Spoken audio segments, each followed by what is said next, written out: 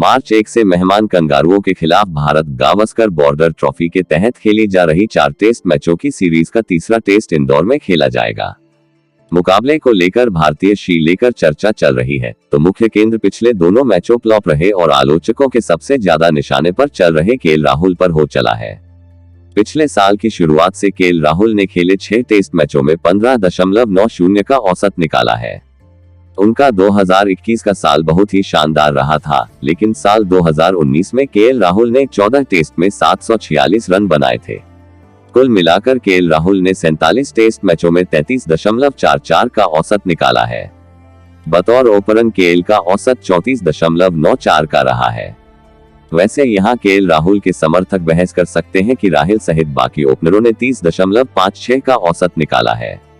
ये बताता है कि हालात ओपनरों के लिए बहुत ही मुश्किल रहे हैं, लेकिन इस बात से भी इनकार नहीं किया जा सकता कि रोहित शर्मा 55.104 से बाहर हो चुके, शिखर धवन 38.45 और मुरली विजय 36.40 का प्रदर्शन भी बेहतर रहा है।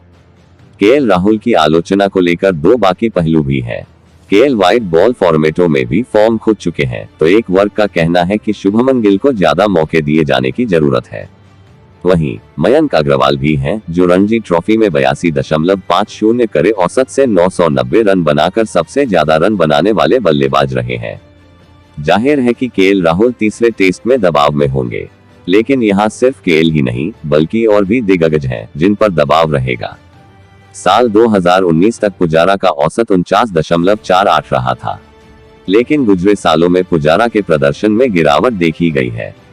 हैरानी की बात यह रही कि वह घर में इंग्लैंड के खिलाफ खेली गई सीरीज के साथ ही वर्ल्ड टेस्ट चैंपियनशिप में भी फ्लॉप रहे। लेकिन इससे पहले इंग्लैंड के 2 पार्ट के दौरे में पुजारा का प्रदर्शन थोड़ा बेहतर रहा था। दौरे के पहले हिस्से में पुजारा ने पहली 5 टेस्ट पारियों में 6.20 का औसत निकाला, तो दूसरी पारियों में उनका औसत 68.75 की रहा। इसके बाद घर में न्यूजीलैंड और दक्षिण अफ्रीका के खिलाफ 2 साधारण सीरीज के बाद पुजारा और रहाणे दोनों को टीम से ड्रॉप कर दिया गया। इसके बाद काउंटी क्रिकेट में प्रदर्शन के दम पर पुजारा वापसी करने में सफल रहे। बांग्लादेश दौरे में उन्होंने पहली पारी में 90 तो दूसरी पारी में अपने टेस्ट करियर का सबसे तेज शतक बनाया, लेकिन उसके बाद से पुजारा का स्कोर 26-6-7-0 रहा है। इसके बाद दिल्ली में ऑस्ट्रेलिया के खिलाफ नाबाद 31 रन की पारी खेली। साल 2020 से पुजारा का औसत 29.81 का रहा है। सेलेक्टर पहले ही संकेत दे चुके हैं कि वे उन्हें ड्रॉप करने में हिचकिचाएंगे नहीं। 35 साल के पुजारा पर भी अच्छी पारी खेलने का दबाव है, नियमितता लाने का दबाव है, क्योंकि यहां से नाकामी उनकी मुश्किलें बढ़ाएंगी ही बढ़ाएंगी।